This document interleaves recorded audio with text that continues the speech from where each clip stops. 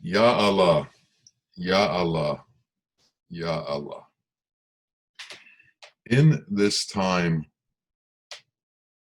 of disruption in the world, we know, Allah, that you are our only salvation. You are the only place that we can turn to. And we do, in fact, turn to you. And we ask for your guidance and your help. And we ask for you to lead us on the straight path and to lead us to understanding reality and take us to a place where we will not be overwhelmed by our circumstances, but remain strong and remain positive in knowing that you alone are real and that you alone are the answer for all of our dilemmas. Allah, help us, protect us, and bless us all. Ameen, Ameen, Ya Rabbil Alamin.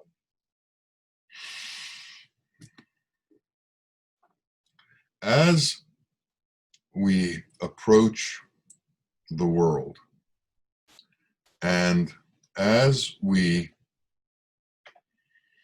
attempt to transcend the mundane and transcend our circumstances and enter into the realm of wisdom so that we can understand and cope with everything that is going on, there are some basic things that we have to remember.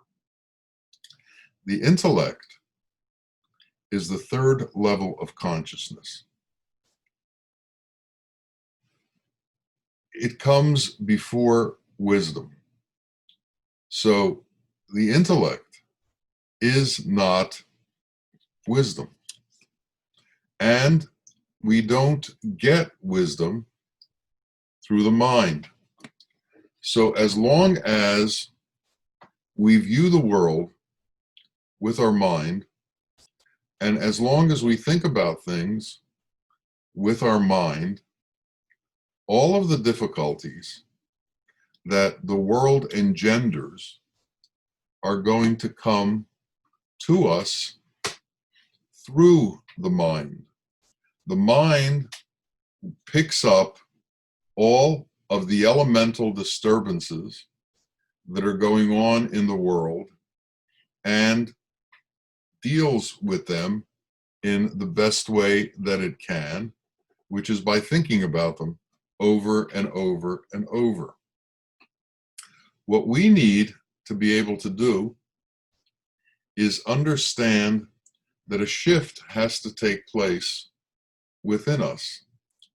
And that means that our main cognizant faculty, the way we see and understand things, has to not be just through the mind. It also has to be through the heart. And when we make that shift, a change occurs in our attitude, outlook, and understanding, because the heart sees things in a different way than the mind sees things. The mind is a critic, and the mind is constantly going over things and mulling over things and deciding if this is good or this is bad, and it leads to states of distress. We need to enter into a state of harmony with our life. We have to put ourselves in a place where we have become even, where we are without ups and downs, where we get off the roller coaster ride of emotions and we stay balanced. Balanced in a harmonious way with all that's going on around us. If you watch the way the earth goes around the sun, it does it in a harmonious way. The trajectory of the Earth doesn't change. The trajectory of the planets don't change. They're steady. They're in harmony with their orbit. They're in harmony with the surrounding planets. And they have a sense of well-being. We need to create a sense of well-being in ourselves. Without this sense of well-being, it doesn't matter what our circumstances are. We will be in a state that is non-harmonious. So we have to concentrate on being in a state of harmony with everything around us and with everything that we encounter. Now, if we are in a state of harmony, that means that we don't try to force things to happen.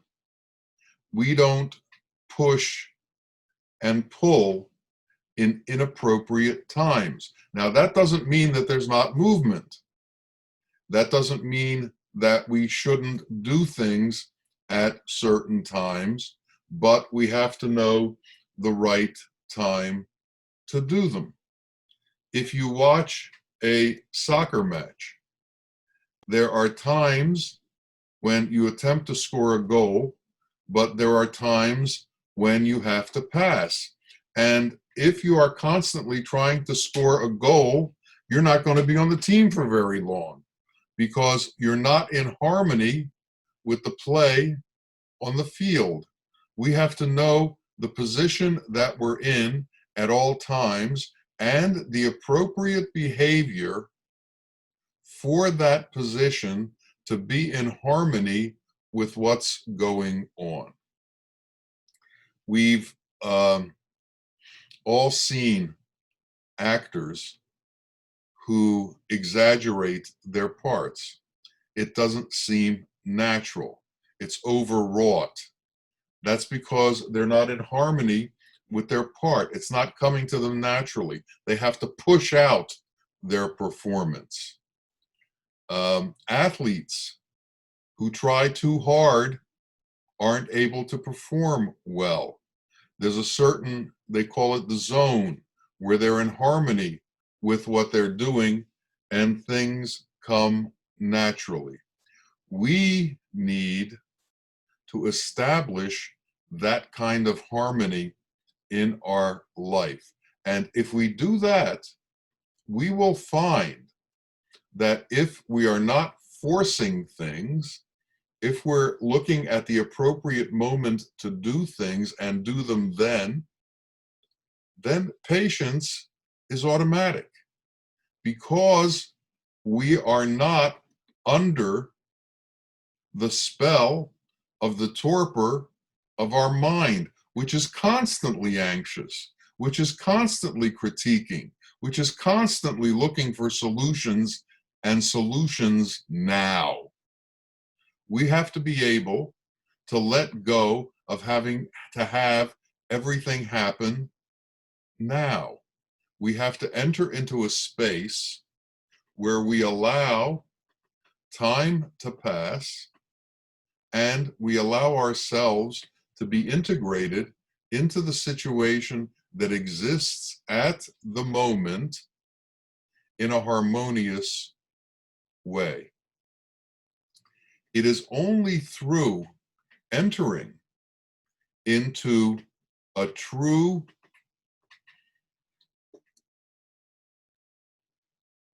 understanding of our situations that we can move forward. There's not always things that we can do to help a situation. There's not always actions that we can take to resolve situations. Some situations have to play themselves out. And no matter what it is that we do, it won't assist in things playing themselves out because it's not their time yet. The expression is things will happen not in our time, but in God's time. And we need to be able to understand that and tune into that. We have to be able to tune in to God's time as opposed to insisting on our time. We have to stop being anxious about what happens next. We have to stop being anxious about getting results that we want. Now, we also have to learn how to become silent for extended periods of time. We have within us a soul that was placed within us by Allah, by God. And this part of us is connected to the entirety of existence. It's connected to all of the universes and all of what there is in existence. And by going to silence and allowing intuition, our normal intuition, to give us guidance as opposed to thinking things through, you will find that answers will come to you in a way that you never expected them to come to you before. But this can only happen when you allow yourself to become quiet, to become, Bawa used the word maunam, it means silence in Tamil. When you enter into a state of maunam and into a state of silence, things can happen that can't happen while the noise vibration from your mind is in constant going on, is in constant sending out signals, is in constant critique, is in constant noise. So we have to lessen the noise and try to go to that silent place. And in that silent place, answers will come to us that the mind cannot figure out. Give yourself the opportunity to go to that place and take advantage of that methodology of resolving things and of gaining knowledge. The mind alone is not going to understand things. The mind alone is not going to come up with the best possible solution.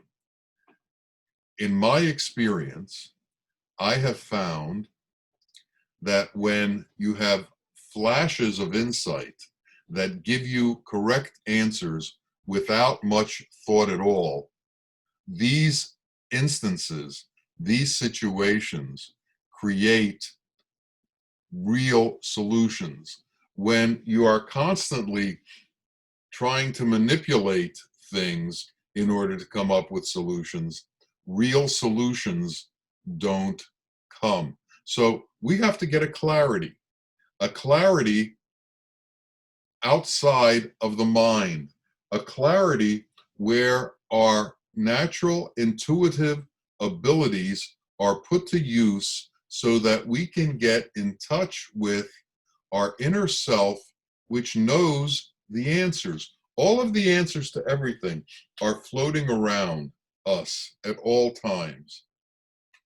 If we can bring ourselves into the moment and allow those answers to drift through us, we will come up with an appropriate way to react to things, and we'll find that things like impatience float away from us and stop being part of our situation.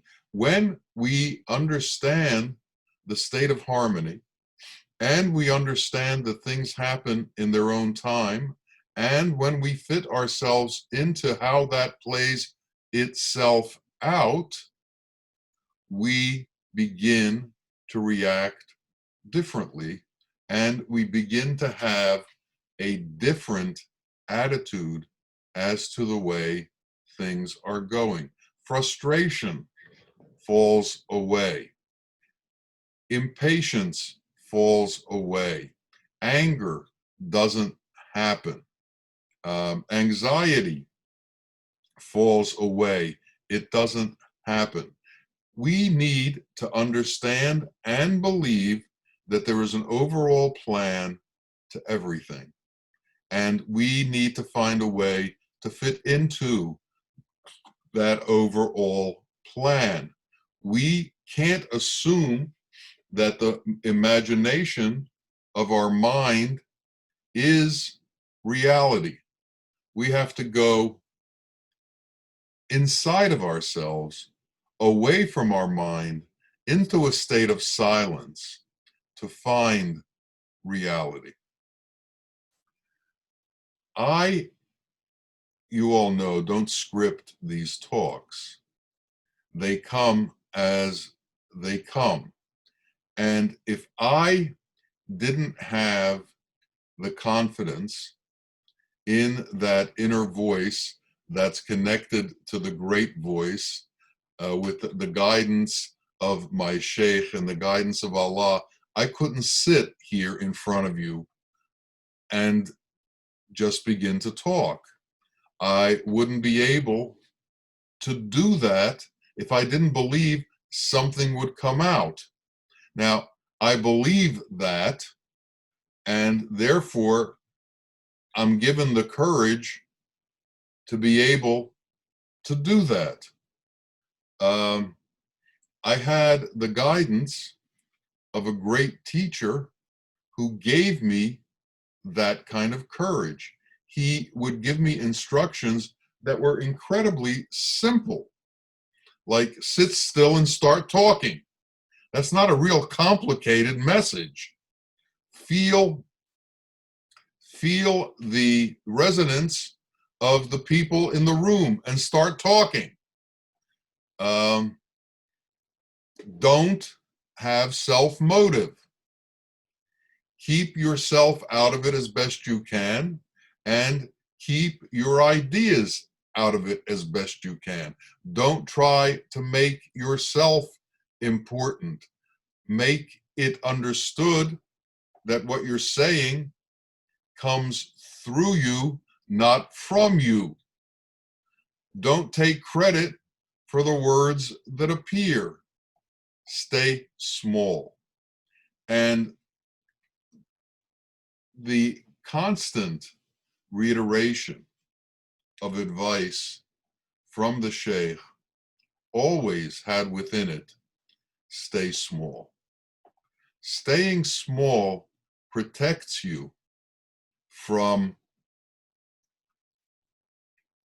all of the anxiety, stress, duplicity that comes from trying to control things, trying to put things in order. If you understand that order comes from Allah, and order is always coming from Allah, and that whatever state of chaos we think we're in, order will be restored by Allah, we will be stronger and we will be able to cope in a much better way. Coping with our circumstances is always a difficult situation. Any unresolved situation leads to difficulty. If we can look at unresolved situations as things that will be resolved in time, and whether we become nonplussed about it or we take it with a gentle hand, the resolution will come. Life will go on at a much more gentle pace and a much more kind and understanding way. We have to be kind and understanding, not just to others, but we have to be kind and understanding to ourselves. And we can't get distraught over the small things that happen to us that are causing us difficulties. We have to allow them to have the time to be resolved. When we get a cold, we know that a cold isn't going to go away in 24 hours. If we get a bruise, we know that it takes time for the bruise to heal. And it's the same way with unresolved situations in our life. They take time. And unless we have the patience to allow that time to pass, we are just going to be making the situation more difficult for ourselves. We're not necessarily going to make it any worse or any better, but we're not going to do anything to help it. So by understanding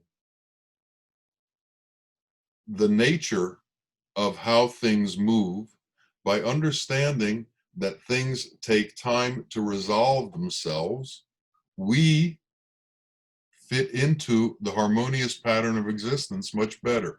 If you listen to the doctors talk about the coronavirus, one of the things that they all say is that it takes a virus, a pandemic kind of virus, about a year to run its course. Now, it hasn't been a year yet, and it hasn't run its course yet. But if we think it's going to run its course prior to that, all of our experiences tell us that that's incorrect. And no matter how much we get frustrated with the fact that it hasn't run its course, it's not going to run its course until it runs its course.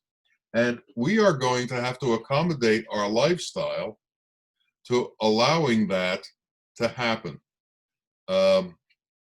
This is something that we are going to have to incorporate into our lifestyle until things come to a different position, until there's medicines, and there are some medicines now, until there's a vaccination that is able to do away with this. And that seems also to be coming soon. But in the interim, we have to use Zoom. We have to use other technologies in order to be able to continue to communicate in the way we used to communicate prior to this happening.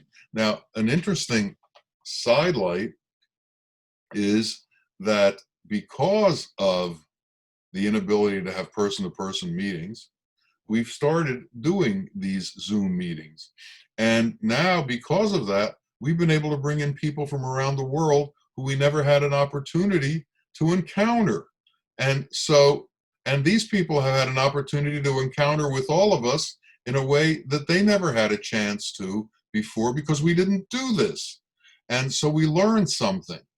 We learned that it's possible not only to continue to communicate, but to expand our communication to around the world. And inshallah, when this is all over, we'll continue to do it this way so that more and more people can be involved and get the benefit of this camaraderie, get the benefit of this unity, get the benefit of all of us being together and what that does for us. Unity is something that we need to understand, and we need to understand it in its true sense. Unity doesn't mean to have other people think like we do. Unity doesn't mean that everybody in the world joins our religion. Unity doesn't mean that everybody joins our political party. Unity doesn't mean that we all are from the same race or from the same color or from the same language or for the same country. Unity goes to a much higher level than that. And this kind of transcendence happens when the heart is opened. This kind of transcendence happens when we no longer have a need for differences to separate ourselves from everybody else. This is the kind of unity that says we are all born of one mother and father. We all have one God within all of us. We all have a sameness that we share as opposed to differences that separate us. We all have more in common than we have not in common, that we are more alike than we are not alike.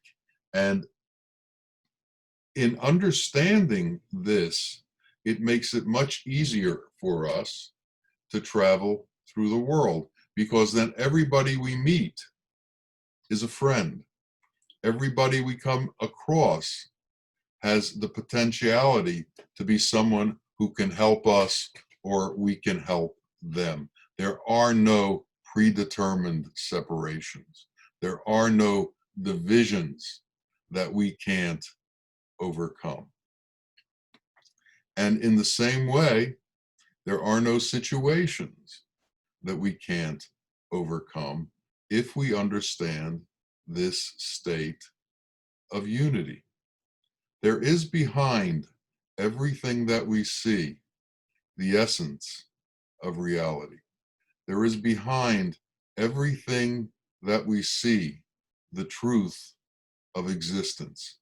We only see the veneer of existence, and we believe this veneer to be real. We believe this veneer, for many people in this world, to be all there is.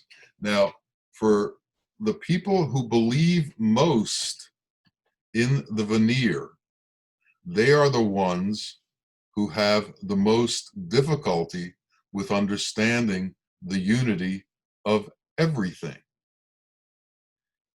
People who believe in the veneer see differences in every situation. You know, when light goes through a prism, it starts out as a bright white light, almost to the point where you can't see it.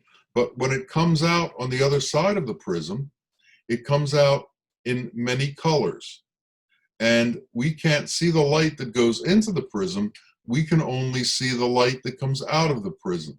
And we see orange and green and blue and the 7 major colors within that come out of the prism, the colors of the rainbow. Now, if I were to tell you that those colors aren't real, what's real is the light that came into the prism that produced those colors. Unless you had the ability to comprehend what was going on in the process of light going through a prism, you might not believe that. You would believe what you see and not believe beyond what you see. We need to be able to believe what we can't see. We need to be able to believe what the prophets and the ketubs and the friends of God and the saints have told us about reality. We need to believe in the world that they describe. And the world that they describe is a world where Allah is within everything and moves everything and keeps things in balance and in harmony and in perfection. And we need to go to the quiet place inside of ourselves that allows us to merge with that allows us to come in contact with that allows us to feel the vibratory nature of everything that's around us. And this starts by having empathy with other people. Without empathy, we can't feel outside of ourselves. And it's only through empathy that we can feel the difficulty and the joy the happiness, the sadness of others. And if we can't attune ourselves to that, when it's right in front of us, how are we going to attune ourselves to reality? How are we going to attune ourselves to the essence that is behind everything? So we need to develop a sensitivity to other people.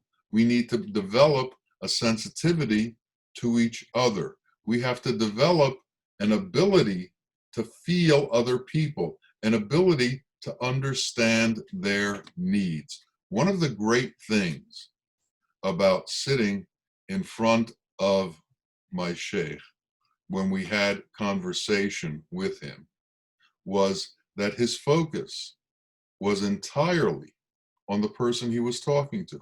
And if he was talking to me, his focus was entirely to me. If he was talking to somebody else, that focus was entirely on somebody else. He wasn't being distracted by the mind noise that constantly goes on in most of us. He didn't need to be able to respond to us before we had the opportunity to tell him what it is we wanted to say. He had the patience to watch and to listen.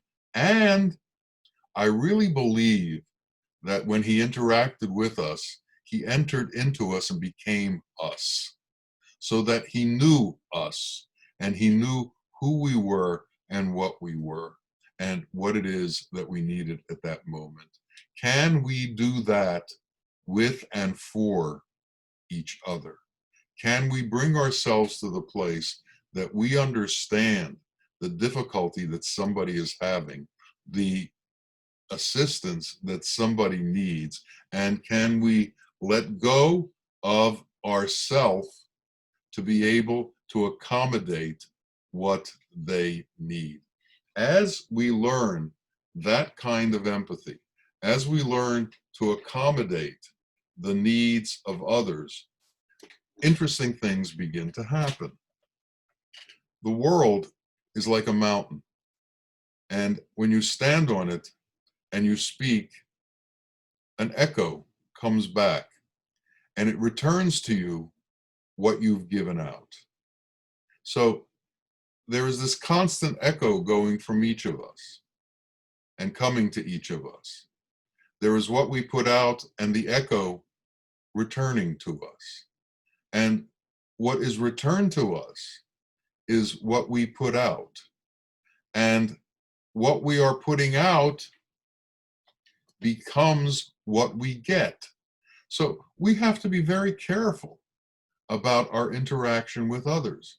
We have to be very careful how we treat others, not just because of their feelings, but because the end result of what we put out is what we're going to get back. We need to understand the reciprocal nature of what's going on here. We have to understand that what our intentions are for others is going to be what happens to us. What our inclinations are for others is what's going to happen to us. What our wishes are for others is what's going to happen to us. It's like the little kids in the schoolyard. Whatever you say towards me will bounce back towards you. And kids know it, and it's true. I'm not sure they believe it, but they have an inkling of understanding that. So behind everything is the essence of unity. Behind everything is the essence of reality. And we are constantly interacting with it. And as we put out, so it comes back. So if we put patience out into the world will be patient with us. If we put love out into the world will put love back into us. If we put anger into the world, anger will come our way. We need to find a harmony in our existence so that what we put out is in unity with what is existing. And this isn't going to come from the mind. It's going to come from the heart. So we have to go to a quiet place to be able to contact that part of us that knows the truth and to be in unison with it so that we become harmonious with the resonance that is going on through this world at all times. Ya Allah, Ya Rahman, Ya Rahim. Bismillahirrahmanirrahim. O merciful, compassionate one, who is the ruler of everything, who is the nourisher and the sustainer. We ask you to allow us to understand reality. We ask you to bring patience into our being. Patience is one of your qualities. Peace is one of your qualities. Gratitude is one of your qualities. All of these have to be intermingled within us so that we can understand reality. So we ask you to give us patience, to expand our gratitude, to expand all of the qualities within us that come from you, O Lord, so that our qualities will intermingle with you and we understand the true nature of existence and the true essence of existence, so that the imagination of our mind doesn't run wild and take us to places that we don't need to be. The only place we need to be is with you, O Lord. The only place we need to be is within your qualities to understand truth. There is no greater treasure than your truth. There is no greater treasure than your Rahman and your Rahim. Imagine anything greater than to be able to share with Allah in Allah's qualities. Allah, we ask you to do this for all of us. Bring this gift of recognition of you to all of us and do this for us now. Ameen, Ameen, Ya Rabbil Alameen. Assalamu alaikum wa rahmatullahi wa barakatuh.